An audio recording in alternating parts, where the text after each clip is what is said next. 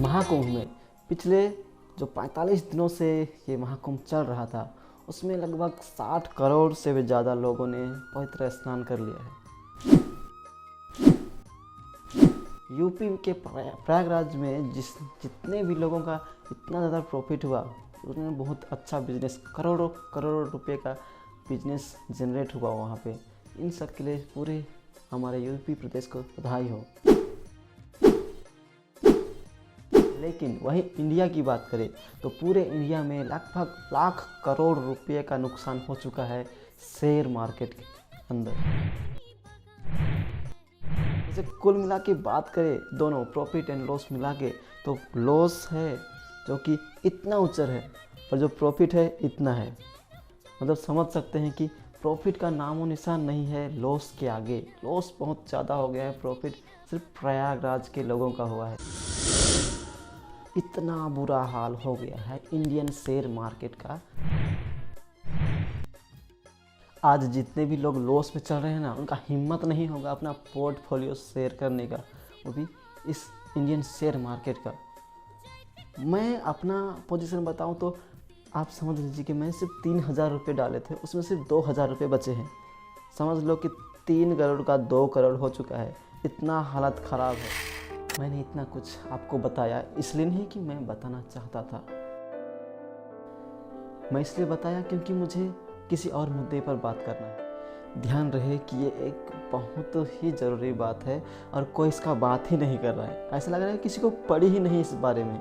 तो कृपया मैं विनती करता हूँ कि अभी जो मैं बात बोलने जा रहा हूँ उसे अच्छे से सुनिए और इस बात पर आपका ओपिनियन है, क्या ओपिनियन है, उसे ज़रूर दीजिएगा।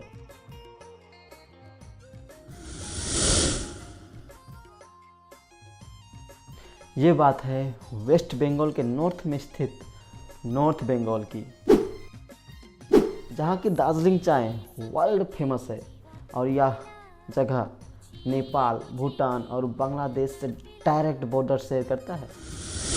वेस्ट बंगाल का दूसरा सबसे बड़ा शहर सिलीगुड़ी यहीं पर स्थित है।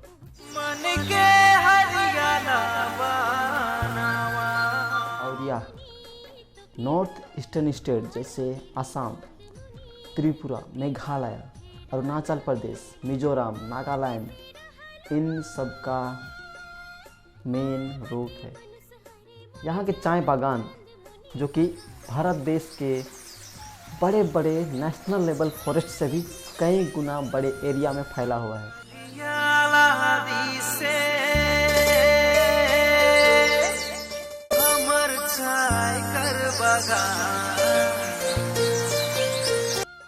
लेकिन अब अगले कुछ वर्षों में इन बड़े बड़े जंगलों बागानों में आपको बड़ा बड़ा बिल्डिंग्स दिखने वाला है। और जो कोई भी लोग जहाँ यहाँ पे इन चाय बागानों में काम करते हैं, उनमें से ज़्यादातर लोग आदिवासी, नेपाली और दलित लोग हैं। वे सभी टी टूरिज्म के पैरों तले पिसने वाले हैं, दबने वाले हैं।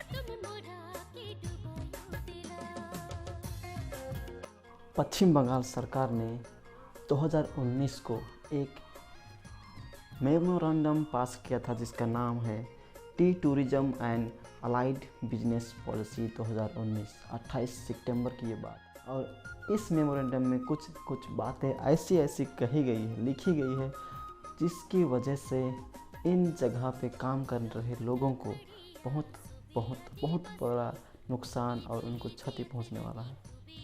टी टूरिज्म एक्ट, यहाँ लिखा गया है कि 15% ज़मीन जो कि बिजनेसेस और जो इसमें शामिल पार्टनर्स है, अलाइंड पार्टनर्स, उनको दिया जाएगा।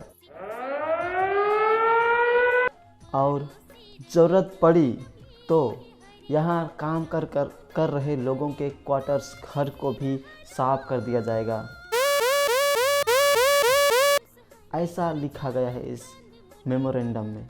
जो बातें मैंने बोली कि 15% ज़मीन पर वेस्ट बंगाल सरकार के पास इतने ज़्यादा आवेदन आ चुके हैं, तो उन्होंने 15% की जगह 30% अभी ज़मीन देने का भरोसा मेमोरेंडम में संशोधन कर दिया है। मतलब वेस्ट बंगाल जो सरकार है वो सीधे तौर पर बगान में काम करने वालों को सीधा भाड़ में जाओ, जैसे ऐसा लग रहा है कि भाड़ में जाओ सब। देखिए हम लोग चाहते हैं, हम बगानवासी चाहते हैं कि यहाँ पे डेवलपमेंट हो, इसके लिए हम मना नहीं करते, पर हमारे घर जो इतने सालों से अपने दिल से लगाए हुए रह रहे हैं, इसको उजाड़ के साफ़ करने की बात कही जा रही है, तो हमें ये कभी भी मंजूर नहीं होगा। और हम अपने नहीं, किसी के भी नहीं, किसी का घर ऐसे उजाड़ने नहीं देंगे। कुछ वर्ष पहले चांदमुनी टी एस्टेट हुआ करता था। अभी बताया उस जगह पे क्या है, मैं बताता हूँ। City centre mall, shopping mall, Neotia gateway hospital, park है, उत्तरायण कॉम्प्लेक्स है, डॉक्टर चायन का हॉस्पिटल भी है वहीं पर। वही होने वाला है और शुरू हो चुका है, पर हम एकजुट हो गए तो ये कभी भी नहीं हो सकता कि उनके डेवलपमेंट के लिए हमारे घर को उजाड़ा जाए। आपको पता है कि वे लोग जहाँ वहाँ उस चांदमुनी चाय बागान में काम कर रहे थे, अभी कहाँ पर है, किस हाल में है, किस दुख में, किस दर्द में है, पता ही नहीं होगा, क्योंकि वो एक बागान था। अभी पूरा नॉर्थ बंगाल साफ़ होगा, अभी पता चलेगा दर्द क्या होता है। अगर ये नहीं हो, हमारे घर को उजाड़ा नहीं जाए, डेवलपमेंट हो पर अपने तरीके से हो, किसी को दुख नहीं पहुंचाया जाए, तो उसके लिए एकजुट होकर मुहिम चलिए। उत्तर कन्या में एक रैली के लिए तैयार हो जाइए आने वाले दिनों में। यदि आपके पास 100 एकड़ ज़मीन है, उसमें से 30 एकड़ ज़मीन अगर वो कंपनी को दे देगी, तो आपके पास बचेगा सिर्फ 70 एकड़ ज़मीन।